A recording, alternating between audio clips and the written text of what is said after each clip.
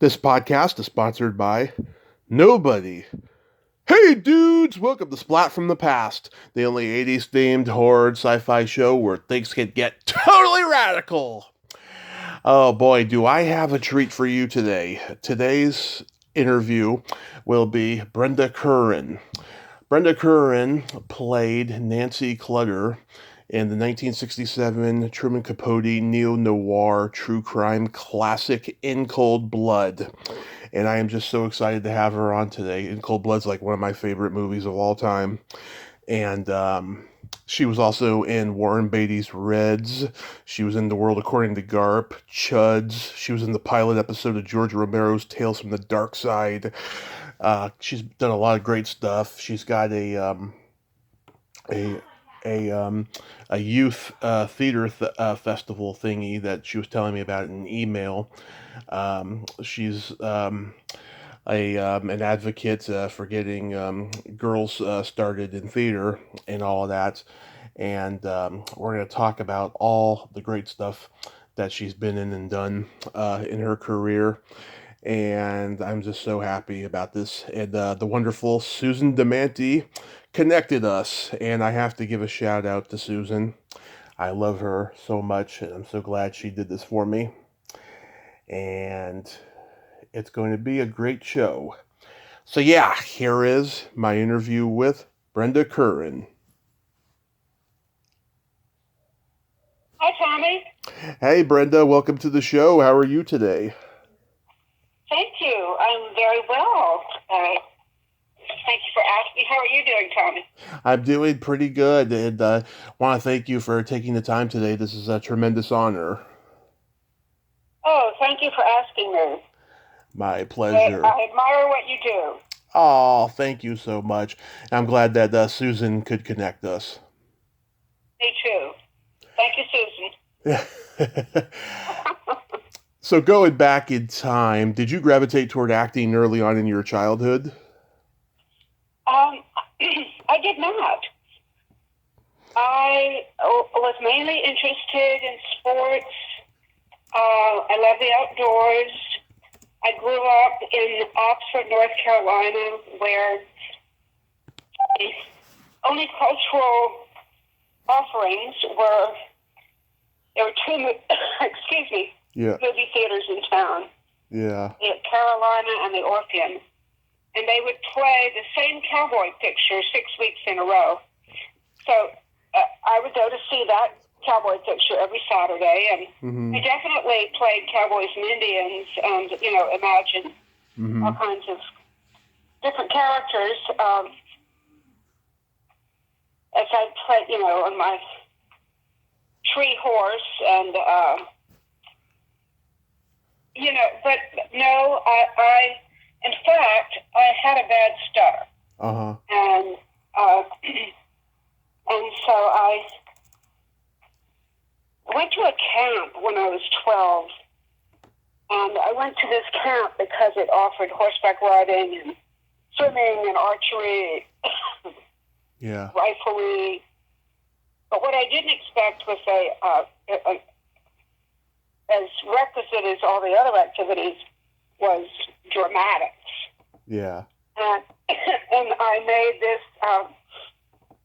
extraordinary discovery that I didn't stutter when I was playing another character. And it was truly an extraordinary experience of freedom. But even then, I didn't think about becoming an actor. And I continued to stutter when I wasn't doing that activity. And then when I was 16, I had an accident. I was at a Girl Scout camp, and I fell off a cliff. So, and that was it. I had a lot of injuries, and that was it for my athletic pursuits. Oh my God! But luckily, I had discovered this acting, and I must have allergies, Tommy. Sorry. It's okay. Yeah. So when I couldn't do sports anymore, I did remember this other thing that I had discovered that I loved. And by this time I was in Olathe, Kansas, and was recuperating there. I used to be on crutches and big cast and all.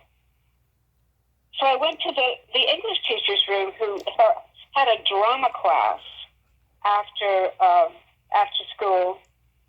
And I remember they were rehearsing The Apollo of Balak, a lovely one-act play by Jean Giraudoux. Mm-hmm. And they asked if I would operate the tape. It was one of those 2-deck tape recorders. Oh yeah. And the music was Under Paris Skies. And I was in heaven, just like controlling the dials for different dynamics of when the music comes in, and when it. So I was very lucky to have two loves as a young person. Mm-hmm. Were you a tomboy growing up? Totally. Love it. I've been hanging out with tomboys my whole life.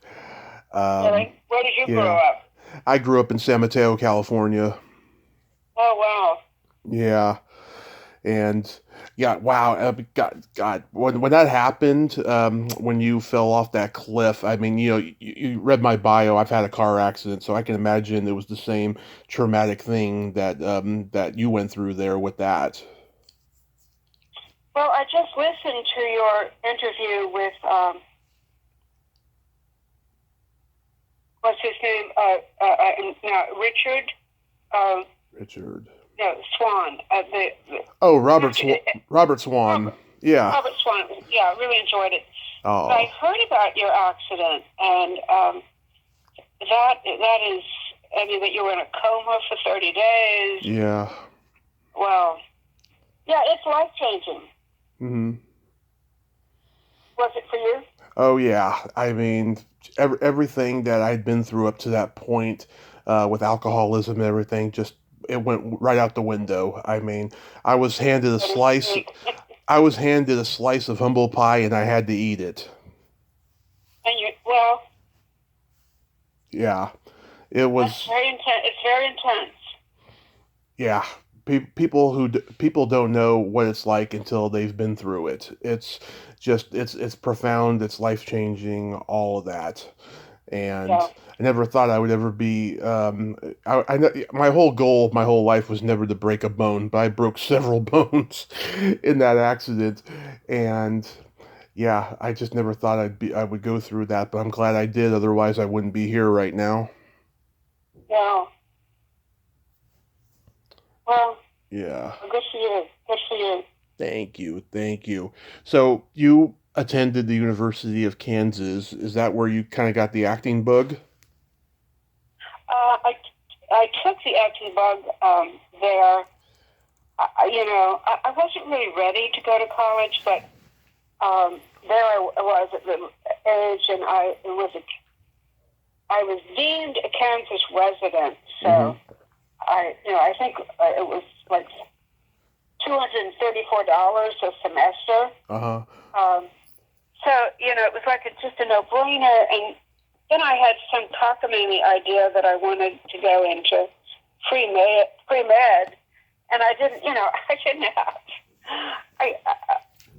didn't have any aptitude in chemistry or any of that.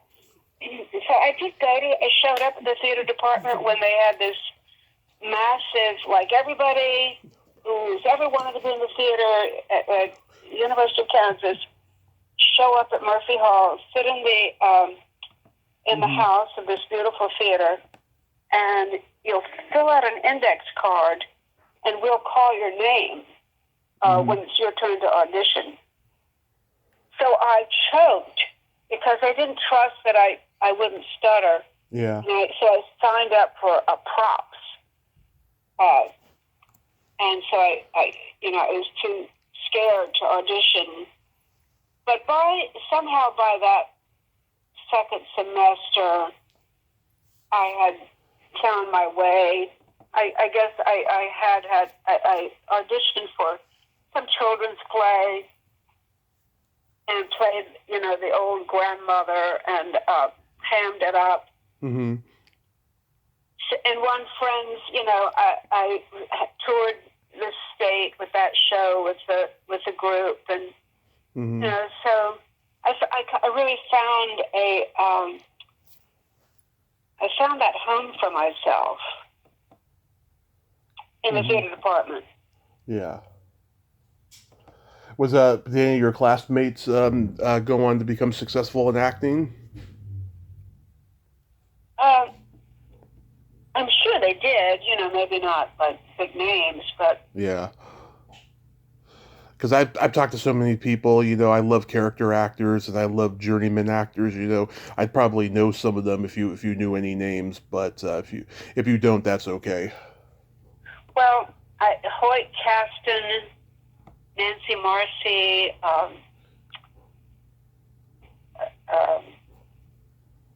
there were many people in my department. Kip Niven. Yeah. Later on, yeah, Kip, and then he married Susan Tisdall, who was killed in an automobile accident. So yeah, there were some. Who is from KU that I didn't know? His name. He's very funny. He's on SNL. He's one of the hosts of SNL. Anyway, I didn't know him, but he went to KU. KU had a fantastic department. Yeah. And it rivaled Northwestern at the time, and I imagine it's still a very good department. It's a beautiful facility. Mm-hmm. So you mentioned it was wonderful 4 years there. Yeah, you mentioned it was 234 a semester. It's probably like 20 grand now. Yeah. Exactly. That's crazy. So while you're there, that's when the casting call for In Cold Blood comes in? Well, that's a story. I had this wonderful, just unbelievable experience. I was chosen as one of 6 to go to Eastern Europe. It was the days of the State Department cultural exchange tours. Mm-hmm. And we had gone to, actually Kip Niven was on that, Richard Kelton, Mary Linda Rapelier, Anne Runge, and Paul Huff. Yeah. There were the 6 of us, and we went to Poland, Czechoslovakia, Romania, and Yugoslavia. Wow. And it was an extraordinary, just incredible. We were there in 1966, which was after the actual, what they called Prague Spring. And we were in Prague in the spring during the time of such energy and hope that the Iron Curtain would be lifted. And we as cultural exchange visitors hung out mainly with these incredible students. They were, they of such intellectual ilk and deep artistic appreciation. They to meet that kind of commitment and just intelligence, and anyway, they were literally dancing in the streets, and we joined them, and drank Pilsner beer, and it was just, so to answer your question, I was not in this. I was trying to catch up with my other classes that semester. That Richard Brooks, the director, and I think it was Tom Shaw, the production manager, and they came. All I know is that I was renting a room from Steve and Julia Callahan, who had this Victorian house in Lawrence, Kansas, and I was renting a room on the second floor, and I happened to answer the phone when Dr. Jack Brooking called the house. They were graduate students in the theater department, Mm-hmm. I answered the phone, and Dr. Brookings said, "Oh, Brenda, I'm glad you answered. I've forgotten to ask you. There are these Hollywood people coming to the theater department tomorrow to look at students and for possible parts in the movie of In Cold Blood. Mm-hmm. So I hope you can come." So I did, and it was there Richard Brooks was in our sort of a large classroom, and our was Robert Blake there? Pardon? Was Robert Blake there? Oh no. Mm-hmm. No, and we did these sort of improv exercises, and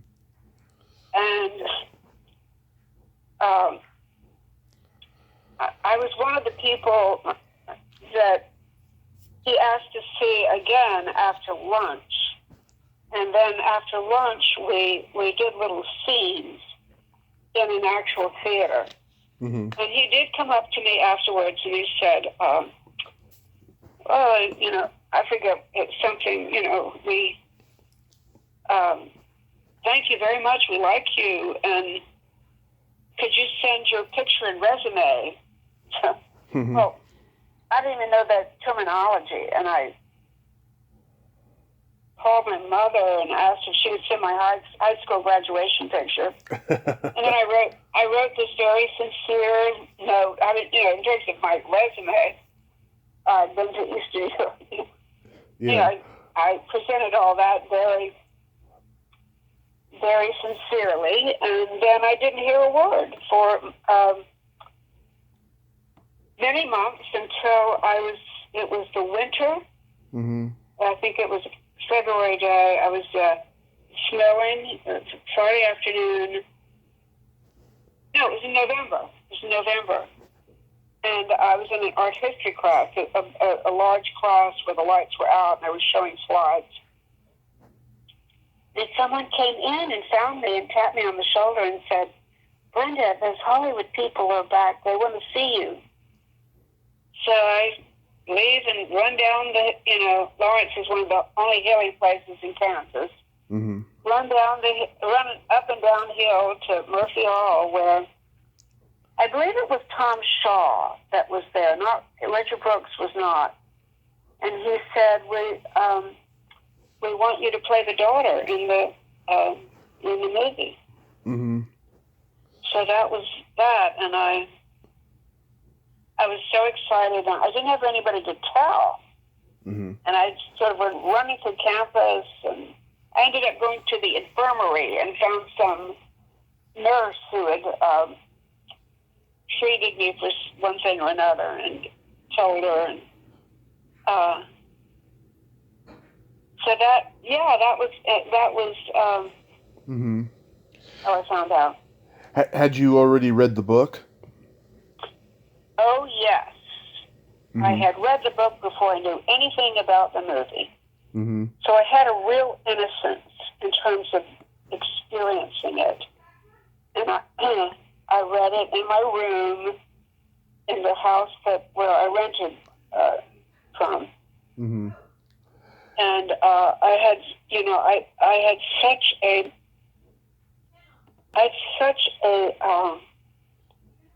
I imagined so vividly what it was like, because my room was at the top of the stairs, and I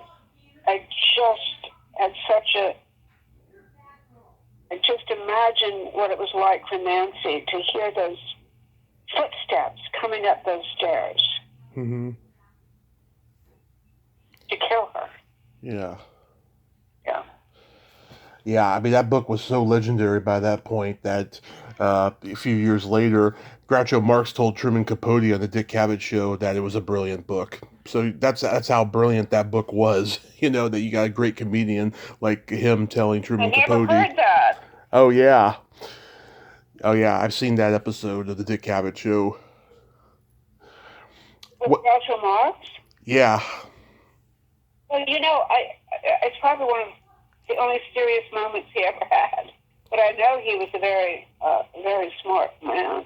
Oh yeah, I mean, he was on his show at least 3 or 4 times, and there were some serious moments that where he would articulate things in a very intelligent manner, not just with the jokes and everything, but just in seriousness, and that was one of those moments, because Cabot said, Oh my "Hey, gosh, I've never heard that, Tommy. yeah, because Cabot said, "Hey Groucho, have you read In Cold Blood?" And he says, "Oh yes, it's the most brilliant book of all time," or something like that. Yeah, Wow. yeah. What was Richard Brooks like? Because I heard he was like an ex-Marine and he was tough and all that. He was totally an ex-Marine. He had one of those iron gray crew cuts, and I had a complete crush on him. He was gruff, he was tough, but he was never anything but sweet and gentle with me. Yeah. And he was married to Gene Simmons. Oh yeah. At the time. The actress Gene Simmons. Yes. Yeah. Right. Thank you for. I wouldn't know to differentiate. Yeah. But she came and because we were all staying in a motel, very modest motel in Garden City, Kansas, which was the larger town near Holcomb, where the house was. Mm-hmm. And Gene Simmons visited Richard, and she was the warmest, friendliest. She had her hair cut very short for some role. Mm-hmm. But I thought she was just incredibly sexy, and I had a crush on both of them. Mm-hmm. And she was so caring to Paul, who played my brother and me, and wanted to know all about us, and they spent real time with us. And Richard Brooks, like maybe Woody Allen, was famous for being very possessive of the script, and you had no idea what you'd be filming. I mean, we knew the basic story, of course, but you didn't get the script until sort of minutes before you walked onto set. Yeah. And he was writing all of that time. You probably know, but famously, he and Capote had some come to blows. Yeah. I don't know what the argument was, but they were not on good terms. And he now owned the rights to the story. Mm-hmm. And there was a press week. I was there a month filming my part of it. Mm-hmm. And there was a press week as part of that month where everybody came. And in Life magazine, Time, New York Times, you name it. And Truman Capote came. Oh, wow. Yeah. And and he was not welcome on set. There was a vibe that just let us know that. Yeah. And I never met him on set. But he stayed in the same very modest motel. And he eventually, I think it was maybe the last night of the filming, I don't remember, but he requested to meet Paul Huff, who played Kenyon, my brother, and myself. He requested to meet, so we went to his room, and I can say more about that if you like. Oh, of course. Well, he was propped up on the bed on pillows. Mm-hmm. He had a terrible cold. He was blowing his nose. He needed a bath towel to blow his nose. Mm-hmm. The two of us sat in straight back chairs at the foot of the bed, and he just began to talk to us. And it was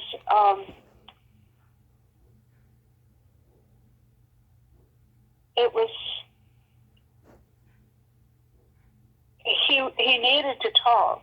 Mm-hmm. And he treated us as we were his intimates. And it was, again, one of the extraordinary experiences of the whole movie experience for me. Wow. He was very honest. He told us, well, he said, this is the last time I'll ever come to Kansas. And he then began to tell us what it was like when he first came, Mm-hmm. and going into that house, and walking from room to room, and just trying to put together what had happened.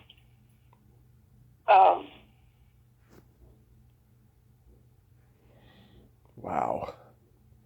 What Yeah. what was your experience with Robert Blake and Scott Wilson like? Well, both of them, made a point Mm-hmm. of having no contact with us. Us meaning the members of the family. Right. They made a point of staying there weren't that many offerings of places to stay, but they stayed in a different motel. And when we were on set and they were filming other things that didn't have to do with the family, but we happened to all be there as actors, they wouldn't make eye contact with us, Mm-hmm. wouldn't speak to us. And so I do remember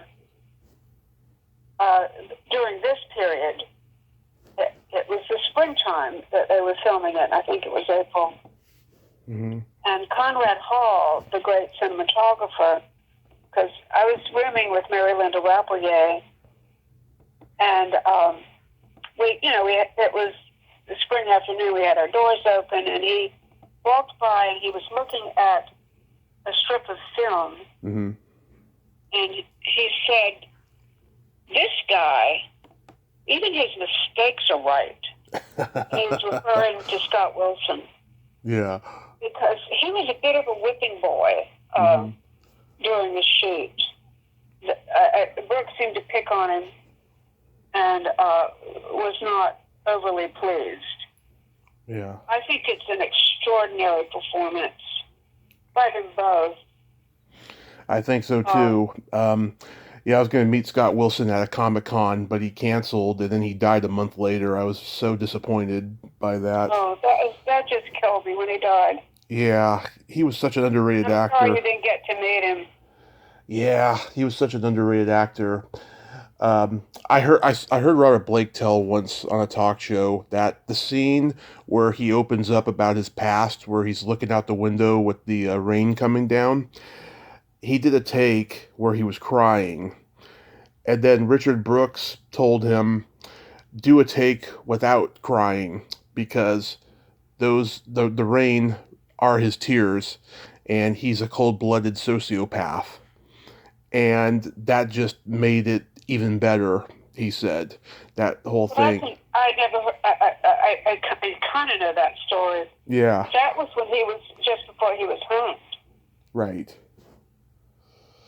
But that's such a great direction to any actor, because I just love it, that the rain was sufficient for the tears. An actor doesn't have to cry.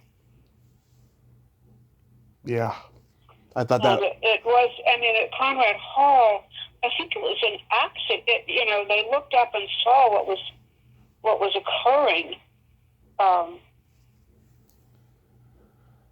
the window. The rain on the window and the sweat from Perry Smith's face. yeah. It was Did you interact at all with John Forsythe? Oh, he was a lovely man. Yeah. He just was one of those. Every single encounter was one of gentility and thoughtfulness. Yeah. That was the extent of it, but there were many of those very moments. Yeah, I've heard nothing but good things about John Forsythe. He was a real man's man, and he loved, being a social butterfly and all of that stuff. That's why he was so successful on all those television shows. Because he got along great with everybody, and he exuded that kindness. Well, he was so good looking, and he did look like I'm blanking on his name. The FBI man. Oh, Ephraim Zimbalist? No, the FBI man who solved the crime in Cold Blood. Oh, okay. Yeah. Oh, we know who we mean. It'll come to us. Oh no, it's Alvin Dewey. Yes. Yeah. Yes. Who, of course, famously befriended Capote. Mm-hmm. And he became, they really embraced his celebrity and had parties and, showed off his great storytelling prowess. Mm-hmm. Yeah, my mom worked for the cable company for many years, which contributed to me loving movies so much. Oh, wow. When I was 8 years old, we got the channel Encore, and for a couple of years, In Cold Blood was on a couple times a month, and I would see it. That's how I first discovered the movie, and I remember watching it with my dad and going, yeah, that Robert Blake, he was one of the Little Rascals. I was like, really? I didn't know that. Yeah. So I will tell my Robert Blake story. Okay. As I said, we had never exchanged a hello. Yeah. Or a silent greeting. Mm-hmm. So the first time I encountered him was when Brooks was filming we filmed it in the house, and of course, I was in Nancy's room. Yeah. Which was a very small. It was just, the house Perry and Dick and Perry was this rich rancher's house. It was a simple house with 2 stories, and so Nancy's bedroom was at the top of the stairs, and there was room for a twin bed, a dresser, and maybe something else. So this was a scene that Robert Blake requested. He didn't request it in person. He sent someone to ask me, and maybe it was Brooks. Yeah. Do you mind sitting on the other side of the camera while we film Robert Blake do the scene? Mm-hmm. So I said, of course not. And I went up, and it was all scrunched. I had to, sit with my knees to my chin, and it was all scrunched, and the camera was on him. Well, I deliver the lines to him. No, he says to me, he's looking at a picture of me and Babe on the wall, and he says, well, first of all, what had preceded it was he has just interrupted Dick in possibly raping Nancy. Mm-hmm. And it disgusts him. but it goes from that energy to a voice in which I'm getting ahead of myself. The voice he uses when he says, "Do you like horses?" It's just like this really nice guy talking to a young girl, but inside is what I got. Mm-hmm. I sat there, and as before the camera, started to roll, he let out I've never in my life, still to this day, and I'm, way, way, way older, and I've heard plenty, I've heard it all. Yeah. He lets out an invective that to my ears, I had never heard anything so violent and ugly and vicious and hateful and just awful. He lets it out. And then Richard Brooks says, "Action." And then you hear him say, "Do you like horses?" Mm-hmm. So by that point, I had to be quiet because they were shooting it, but I was a wreck.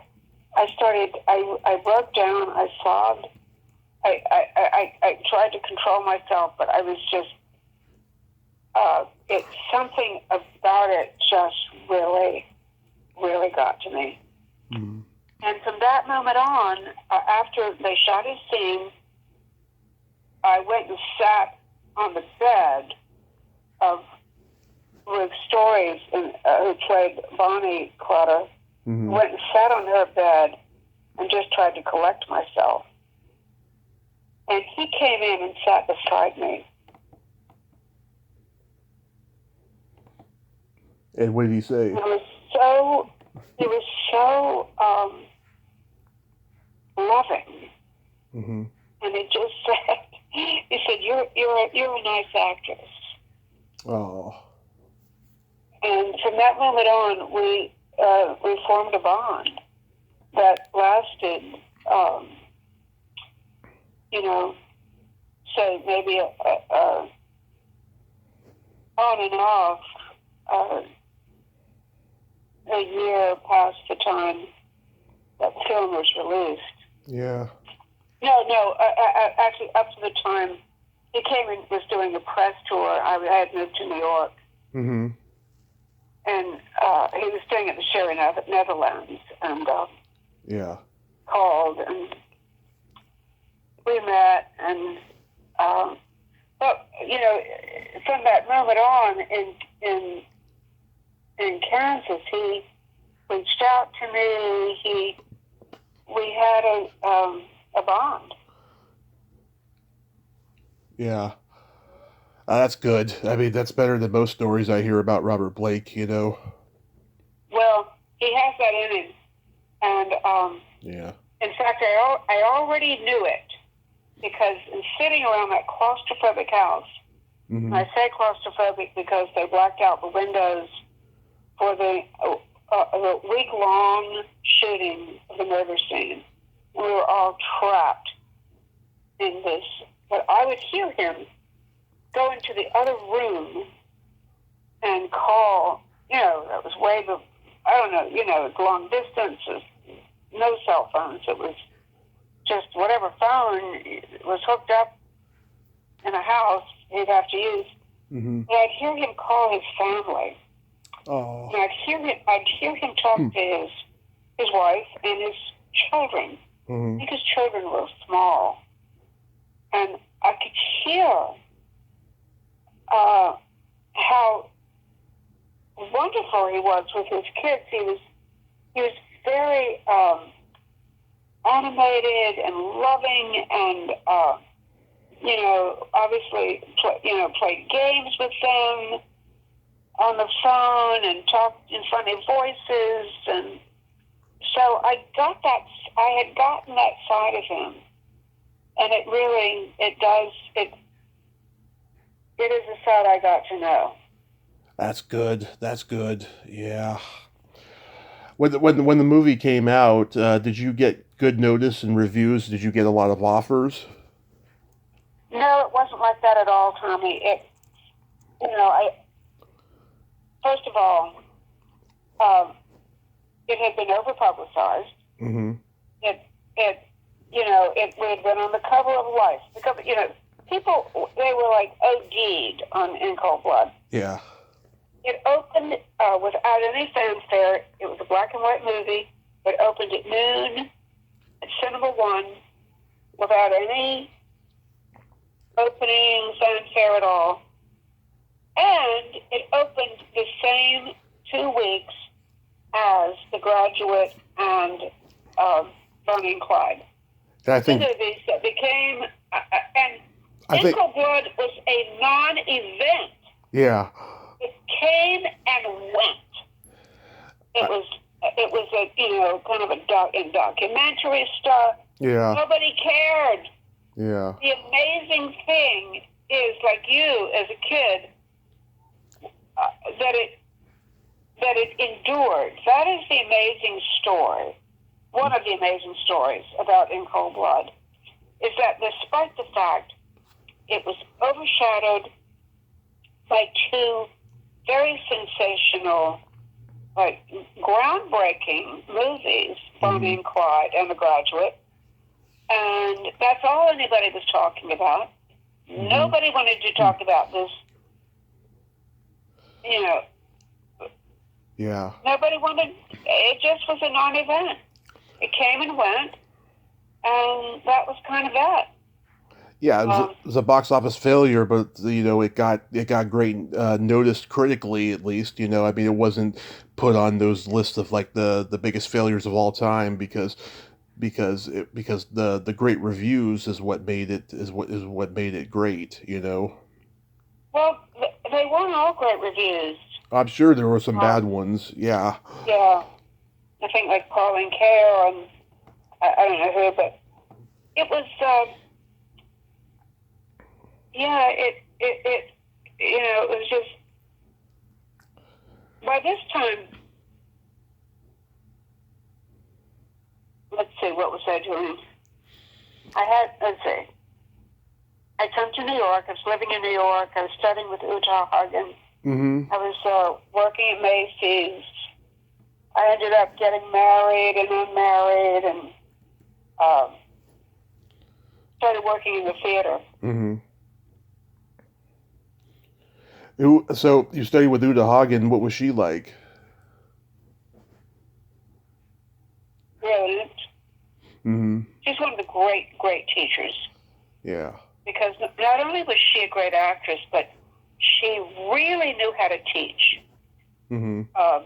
And she taught like a surgeon. She wasn't in love with her own voice, as many acting teachers are. She would just, she'd watch a scene, and she'd just get to it in this surgical way. And she had a technique. Mm-hmm. She had a series of exercises that we all went through. As students, we would have to go through these exercises. They were over a period of months, and also do scenes. And it was a real foundation. Mm-hmm. I can't believe how I studied with her for 5 years. Wow. I'm sure some of the classmates you had there went on to be successful because she made a lot of people successful, it seems like. Oh, my God. Yeah. What did you... go ahead. Absolutely. I mean, I won't even... the names aren't coming to mind, but yeah, they definitely are there. That's okay. So did you just stick to theater until Warren Beatty casted you in Reds? I think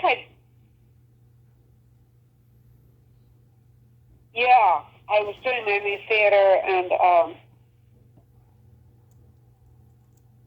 I don't remember the order of which The World According to Garp came. That came out. Came afterwards? Okay. That came in 82, and Reds was 81, but I think they started shooting in 79.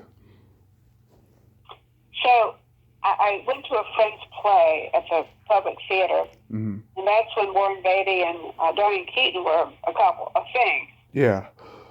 And they were there in the audience because Diane was friends with the playwright, Susan Miller. So I saw them, of course. Who couldn't?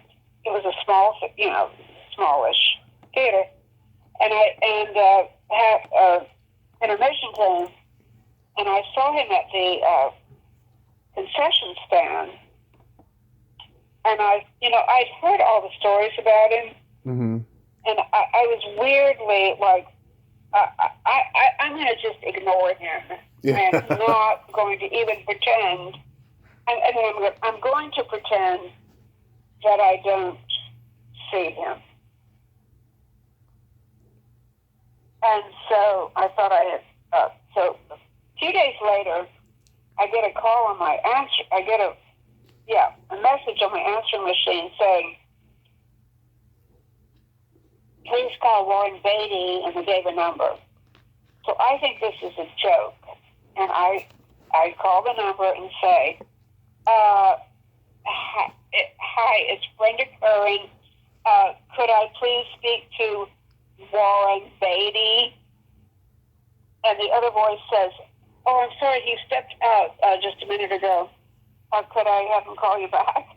I hang up. And I said, "Oh my God. I think this is actually real." And sure enough, in about 15 minutes, the phone rings, and he says, "Hi, it's Warren. Do you remember us cruising each other the other night at the theater?" So, all my efforts. Yeah. All my efforts. But that was his opening line. And then he got serious and said, "I'm doing this film about John Reed. Yeah. And the 17 Days That Shook the World. And I'm making a movie." And he said, "I don't know who you should be, but I think he would be just perfect for it." And so I went in to meet him, and it was someplace on 57th Street, and we had rented the entire floor of a, big deal office building. And the entire elevators opened, and the walls were filled like a museum with pictures of the Russian Revolution and John Reed and Louise Bryant. And anyway, he came and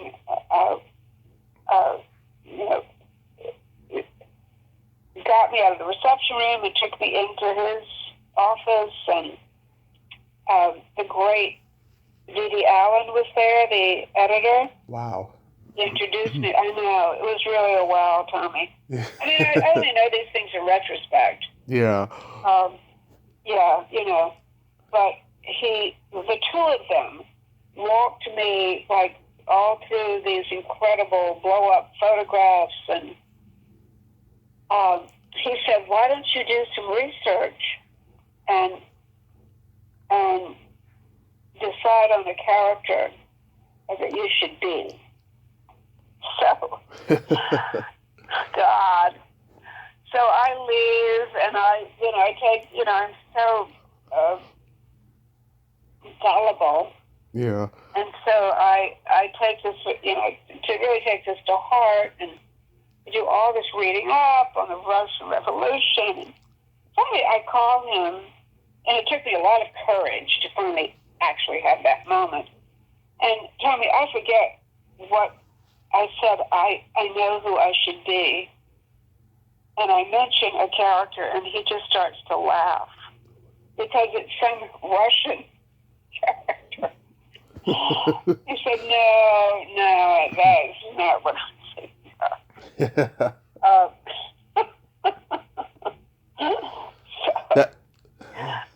Yeah, really.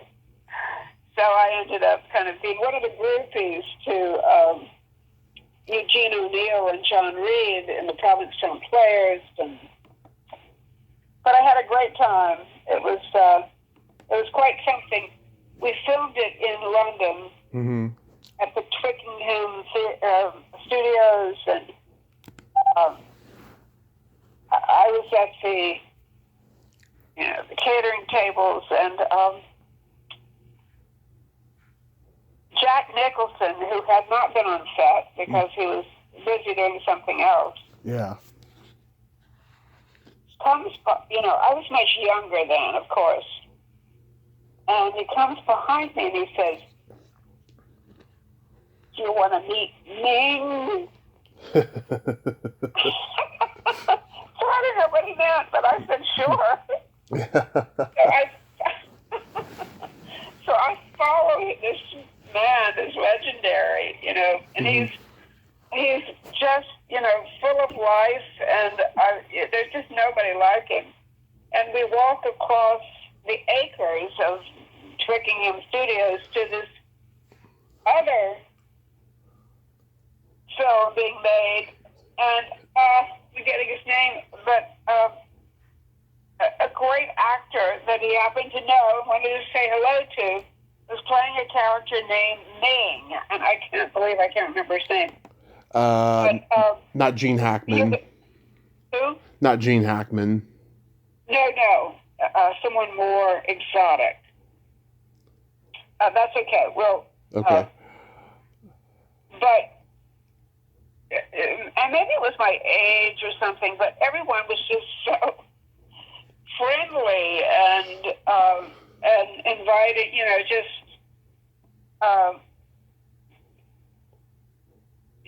just making me feel like the top of the world. Mm-hmm. But on the way there, yeah, I guess I had the, just a mundane question of, I heard you've been filming something else, and he said, and he had got that grin on his face, and he said, "The Shining." Yeah. So I had no idea what that would augur. Yeah. In terms of the one of the most iconic movies and performances of my time, anyway. Yeah. Oh, that's crazy. So he came right from The Shining to play Eugene O'Neill in Reds. Yeah. I thought he was fantastic as Eugene O'Neill. Oh, he's always fantastic in everything. Yeah. He's one of the greats, I mean, even when he was doing B movies for Roger Corman, he was great. Yep, that's right. Then you played go ahead. I first saw him in Easy Rider, and yeah. And then, of course, I took a dedicated hate to him in Carnal Knowledge that took me years to get over. I actually hated the character and the actor. Yeah. That's a pretty dark movie. Yeah. Then you played a parent in Taps. I did. And the story with that is I got that role. I was auditioning, I think it's a wonderful casting director named Shirley Rich. Mm-hmm. And she cast me. It was just a simple, I went into her office to audition. It was a simple thing I did by rolling up a kid's pants by the operative word is roll instead of fold. I rolled them up as if putting them into a duffel bag. Yeah.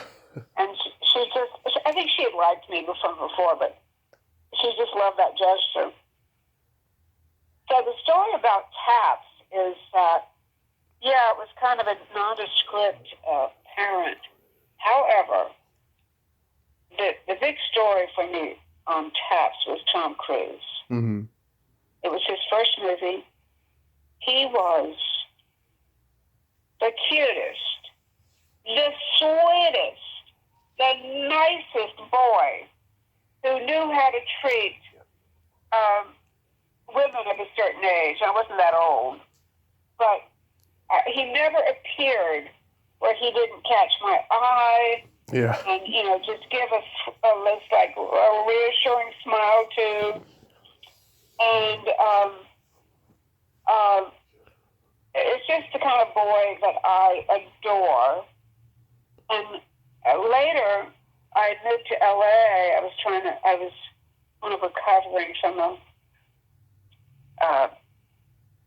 heartbreak, relationship breakup. Mm-hmm.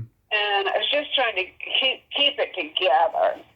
Yeah. And I was in one of those huge grocery stores, just trying to put some things in a cart and get home and just feel sorry for myself. And Mm-hmm. there was Tom Cruise loading up his cart with a bunch of sodas and beers and chips and what have you.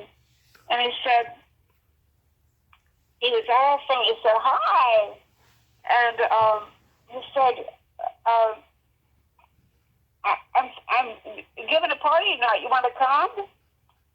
And fool that I didn't go. But that was so I have a soft spot for Tom Cruise, no matter what. Mm-hmm.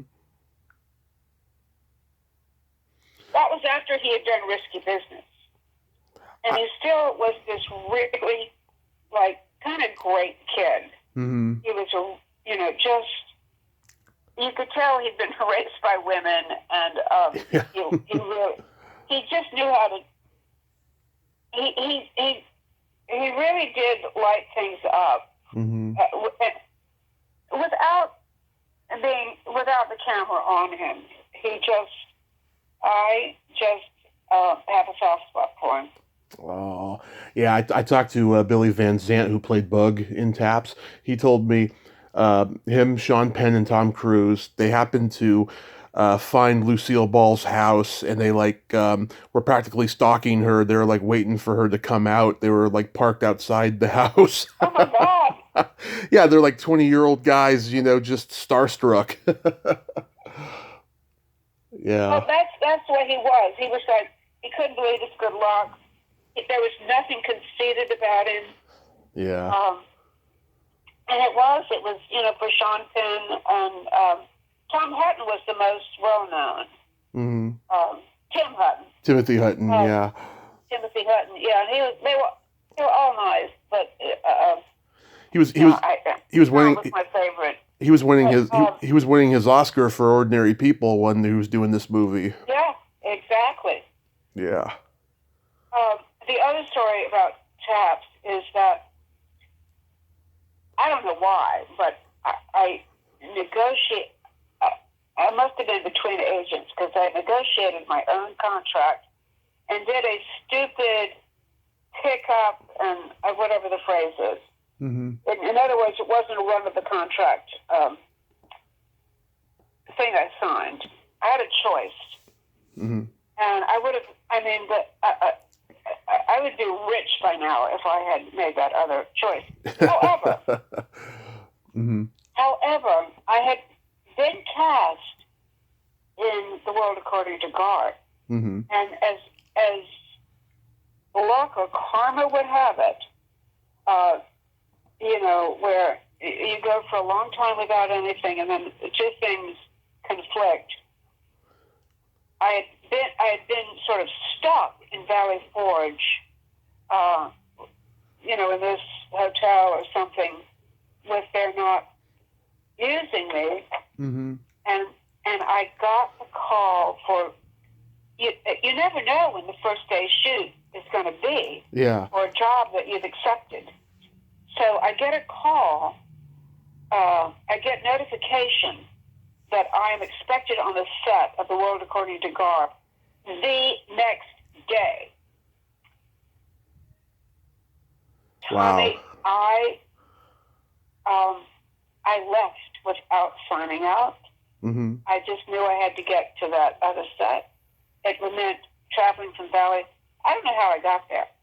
I had been traveling from Valley Forge on my own to get to a studio in, I'm going to say, Brooklyn.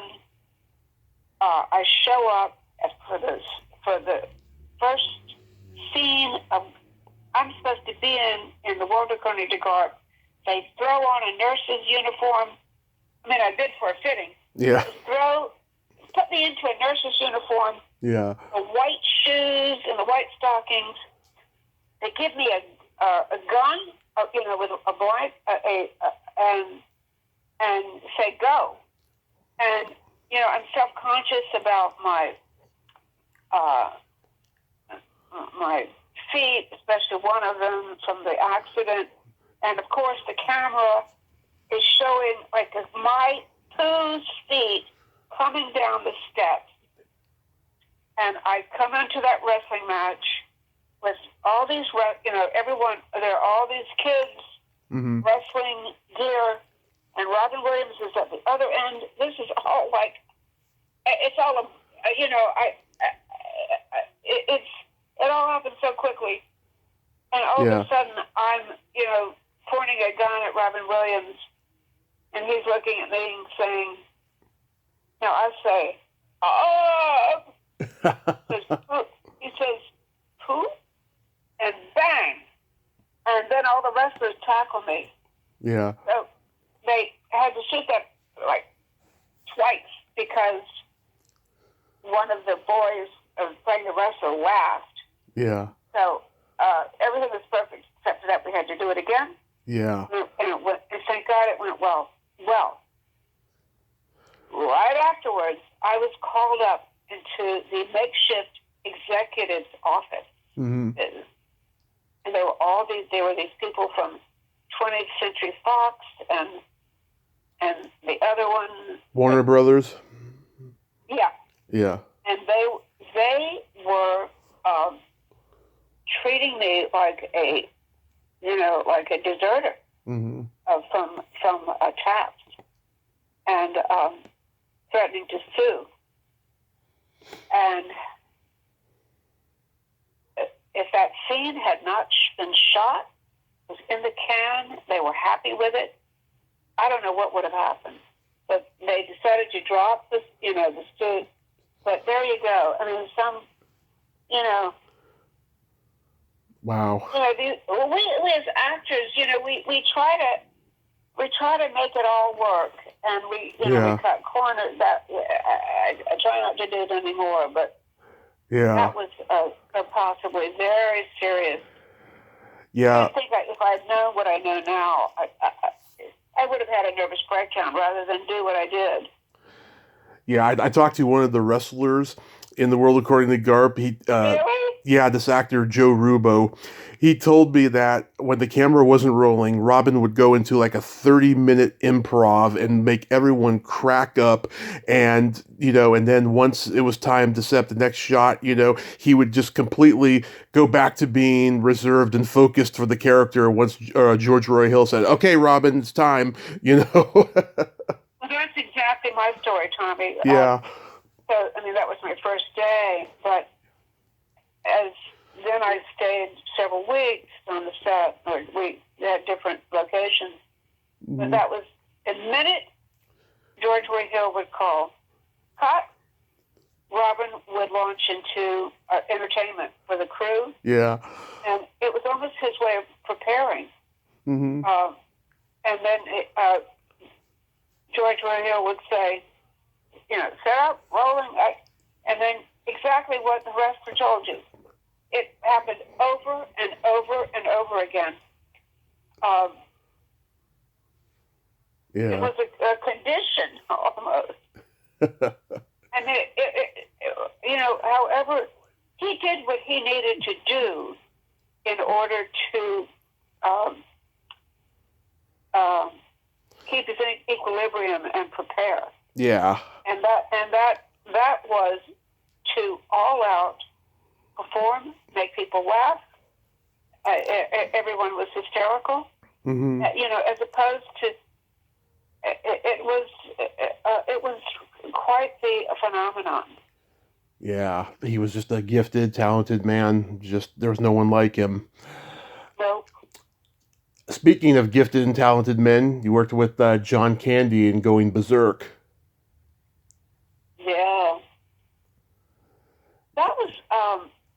an unfortunate disappointment because it had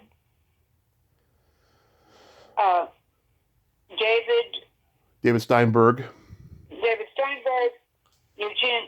Levy, John Cannon. Mm-hmm.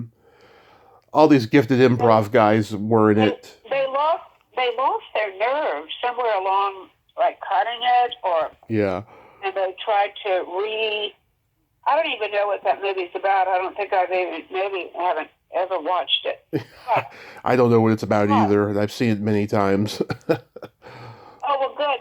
But Eugene Levy, I played his secretary.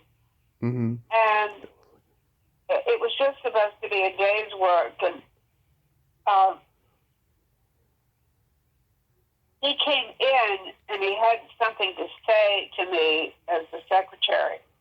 Mm-hmm. And he saw what I was doing, which was, I decided that I was trying to figure out how the stapler works. Mm-hmm. And he saw my focus on this stapler that made him laugh. And to make Eugene Levy laugh is one of the great honors. Moments. Yeah, exactly. And he requested of David Steinberg that I continue on for the week anyway. Mm-hmm. So that was a joy. But what was that movie? I mean, was that movie any good or? Nah, it's okay. I mean, it was John Candy's first American lead role, because he had done many up in Canada. And it's just, from what I understand, he was hired to write the movie, and then he wrote half of it and then couldn't finish it. Then Dana Olson came and redid it, and then he was cast in the lead, strangely enough. It's just, he's a chauffeur, and he's been hypnotized by a cult. That's basically the story. Oh, okay, thank you. Yeah. Yeah, it's one of those crazy Hollywood mysteries, and I'm sure David Steinberg's talked about it in interviews and stuff. Well, he was so cool and smart and funny. Mm-hmm. Yeah, Something got lost along the way. Yeah, it was one of those movies that got lost along the way in Hollywood. Yeah. You were in the pilot episode of Tales from the Dark Side. Do you remember anything about that? Is that Bob Balaban directing it? Yes, Bob Balaban directed it. Bob was a friend, kind of in my young days in New York. Yeah. And he was nice enough to ask me to do that.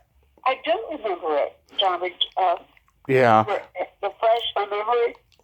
Yeah, it's George Romero's horror anthology show, and whenever I talk to people who guest starred on there, they don't remember it, and I'm glad I don't have a Tales from the Dark Side podcast because I'd get nothing. I don't know. It's a weird thing. Yeah, I guess a lot of them, just did it for favors, or something like that, and it didn't mean anything to them. They just went in and did it, But yeah, it was Bernard Hughes was in it. Max Wright, who later did Alf. Oh my God. Yeah. Wow. Max Wright. Wow.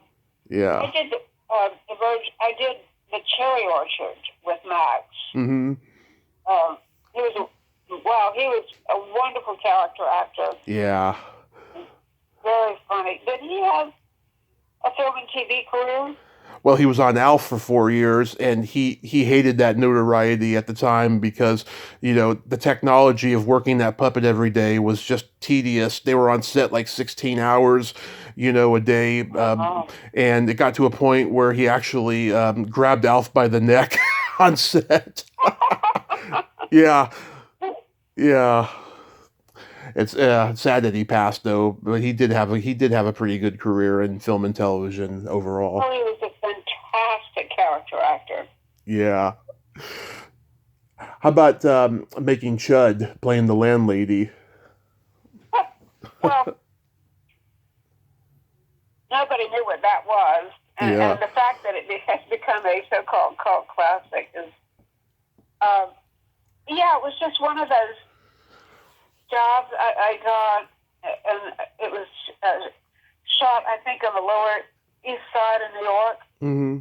And I just went in and I put I know I had a short haircut, and I think they said, "Oh, you look perfect." Whatever I was wearing, and I had a bandana around my forehead, and I just remember, I think it was in Soho. That's where we were. Mm-hmm. And he said, "You're going to walk along this street, and then when I say, when I give you a certain cue, you're going to imagine something coming out of the sidewalk, and you're going to have to react to it." Yeah. So, that was kind of it. It was, and years later, Mm-hmm. because I've never seen it, but Yeah. I rate with my nephew and his friends, Yeah. because all I have to say about me, the aunt, is that she was in C.H.U.D. Yeah. That's cool. I mean, at least you're the hip, cool aunt, you know. Yeah, only because of C.H.U.D. Believe me. But oh my gosh, Ruth Belichick was in it. I mean, she was one of the great Malibu Mines actresses. We were all kind of slumming that day to be in this. Yeah, it was also I mean, it was one of John. we're always grateful to have work. Believe me. Yeah, it was also one of John Goodman's first movies. He plays a cop at the end, and he. Amazing. I know. I have to see it. Yeah, and it was also John Hurd, Kim. actor John Hurd, and his sister Cordis. Yes, Kim Greist. It was her first movie. She got out of the business. She was talented. Wow. Oh, you're gonna get a kick out of this. You're the second reception guest from Thief of Hearts I've interviewed. From what? From Thief of Hearts. Oh. You play a reception guest. Yeah, I interviewed Jane Marla Robbins a few months back, who was also one. Okay, well, I wish I could remember some stories, Tommy. It's okay. But it was, help me, Ephraim Zimbalist Jr., and it was a beautiful actress who... Stephen Bauer's the star of it. Oh, Stephen Bauer, and... Let me look it up here. Stephanie... Let me look it up. Barbara Williams. Okay. And let's see, Christine Ebersole was in it. Oh, well, I'm a huge fan of Christine Ebersole. John Getz, David Caruso, George Wendt. Wow, what a cast. Wow. Alan North. Wow. Yeah. Oh, I love that episode you did of Life Stories, Families in Crisis, the coming out of Heidi Leiter. Oh, yeah. Thanks for reminding me of that. I love that because, thanks for reminding me of that. Yeah, because I came out as bisexual 12 years ago, and it wasn't easy amongst my peers. Family, yes, but peers, no. Oh, wow. Yeah. Who directed it? Let's see. You also get a special thanks at the end of Trevor, which was a similar story. Juan Jose... James Lucene, who's changed his name to Celeste, was a very good friend of mine. Juan Jose Campanella directed that. Oh, okay. Mm-hmm. Gee, I'm trying to remember the experience, but I remember being proud to be part of it. Yeah.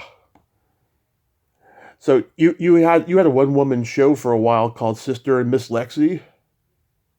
Yes. Yeah, thank you for yeah. Thank you for doing all your homework, Tommy. I'm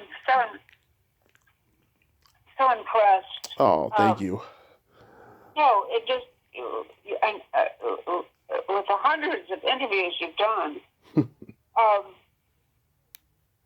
Yes, I spent, and I'm still kind of at it. Mm-hmm. I've spent a lot of my not to sound pretentious, artistic life focused on Eudora Welty's writing stories.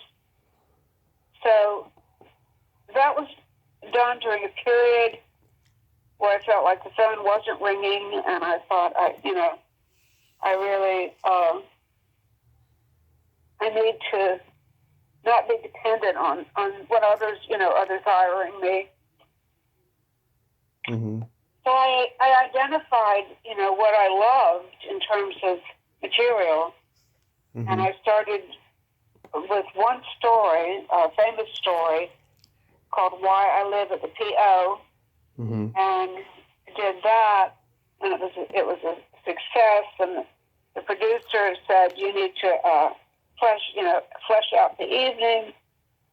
So my partner, David Kaplan, and I, he was my director and also my adapting partner. He was brilliant, is brilliant. And so I spent, some real years, not exclusively, but working on this material, and we put together this show, which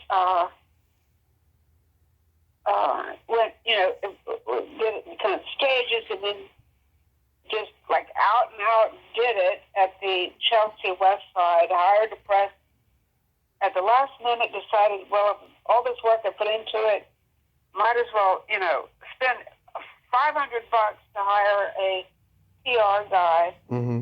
And his name was Richard Cornblatt. He used to work for the Public Theater. And he got everybody in, the New York Times, the New York Post, John Simon. All these people came and saw it and reviewed it, and it was, I got the reviews of a lifetime. And then because of a disastrous series of miscommunications and, I won't. Yeah. I can't express the anger that I feel towards how I was let down just legally, but Eudora Welty had never gotten any word of all the permissions that I had requested, and had just been told by an agent that, no problem. So when all the reviews came out, she issued a cease and desist. Oh. And it took years to set the matter straight again and to work on it again, which I did. And it was presented at the second stage and again got incredible reviews. So, and then I toured it. I toured it many, many places in the country. And then actually worked on it along with David. It was his adaptation of a story called Music from Spain that he adapted and put to 7 pieces of glorious classical Spanish music and we called it A Fire Was in My Head. And I haven't done that very often, but it's one of the most gorgeous pieces that I've ever worked on. Yeah. And as a matter of fact, I've adapted another favorite story called Moon Lake, which I'm going to be directing in Chicago in May. Oh. At the American Literature Association with Eudora Welty scholars during the arts. That's wonderful. So, it's kind of a lifelong love and real artistic endeavor that I feel very proud of. Yeah, that's unfortunate you had that negative experience, but good, at least it's you got closure now, and you can still continue, on with that. That's right. You mentioned the Youth Theater Festival at the Bucks County Playhouse. Does that coincide with What Girls Know? Yes, and thank you. I left the business when I was about just before I turned 50. Mm-hmm. I just felt like I needed to.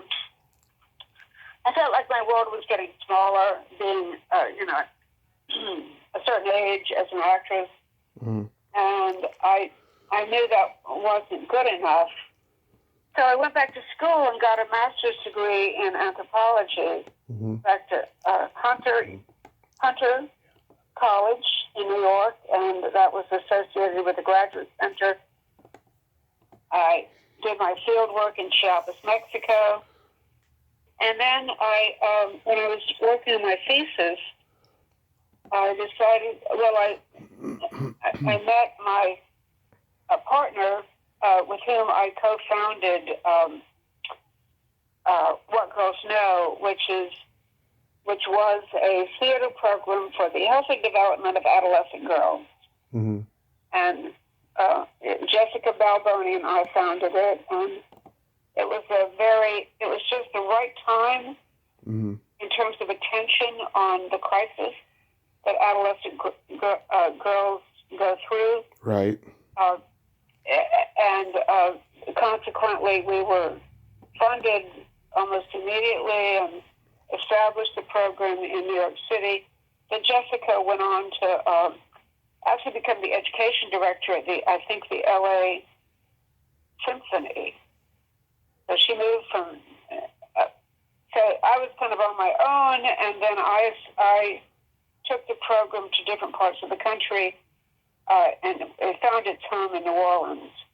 So I did that for 15 years, and then I started to miss acting, and the program came to a kind of a natural end. Mm-hmm. And I dug back in as an actor. Mm-hmm. I'm glad you did, because you're so talented. Well, thank you. Of course. Your voice reminds me Mm-hmm. of someone I know. It may be my nephew, but anyway, it's so nice to talk to you. Oh, thank you. I was curious, though. So how did you meet Susan? Oh, because we practice the same Buddhism. Mm-hmm. I met her. We chant Nam-myoho Renge Kyo, and I met Susan. She was visiting from. I think she'd moved to New York to kind of, try it out. Yeah. And she came to one of my friends who also chanted, came to chant once, and I was just dazzled Mm-hmm. by her beauty and her life force and her just her energy and kind of hopes and dreams. Mm-hmm. Yeah, I first interviewed her in 2019, and we hit it off right away because we're both from San Mateo County, and Oh, wow. we're both, she's Italian, and I'm part Italian, and we just got along so great. And yeah, I didn't even know that she was Vanessa Shaw's mother until I was doing my research. I always liked her, so that was great. I did too. I'm a fan of her daughters too. Yeah, that was the first of 4 times, and we're going to talk this weekend for my anniversary show. And she told me I inspired her to start a podcast that she's working on, and she's connected me with a couple of wonderful people, including yourself. So she's just, oh my God, she's just been so good to me, Susan. Oh. Yeah. That pleases me to hear that. Yeah, I've been lucky with a lot of people that I've talked to, and I'm celebrating 5 years in May. I can't believe it. It's gone by so fast. It's only 5 years? Yeah. And you've done hundreds and hundreds of Today you're interviews. Today you're 1,500. Wow. Today you're 1,502. Unbelievable. Yeah. Wow. Yeah, it's been crazy. So I always like to end with a joke. Good. What do you call a boy that doesn't masturbate? Oh gosh. I don't know. a liar.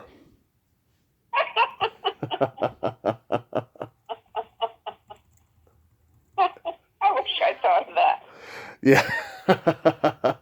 There's been so many guesses of the punchline from various people, but once they hear that one, yeah, they really like that. Thanks. I'm going to use it. Yes, please use it. I encourage everyone to use the jokes I tell. Brenda, thank you for being so wonderful and such a great storyteller today. Tommy, I enjoyed it. Thank you for indulging me. My pleasure, and you know I love what you're doing with the children, getting them started in acting, and please continue on. And I hope that show you were talking about in May goes very successful for you. Thank you so much. Thank you so much, Tommy. All the best to you. Yes, you have a great day. By the way, when I was a kid, I used to rent out jokes from A to Z from the library and memorize them. Oh, yeah. I hope you pass that on to them. You have a great day, and please stay safe. You too. You too, Tommy. Thank you. Thank you. Bye-bye. Bye-bye. Well, there you have it. Brenda Curran. Ain't she a sweetheart? Oh, what a great lady, huh? I'm so glad that she's back acting and she's helping the children. What a wonderful person she is, huh? Thank you again, Susan. Love you. Well, until next time, this is Tommy Throwback Kovac saying there's no shame in living in the past because the present sucks. Later, dudes.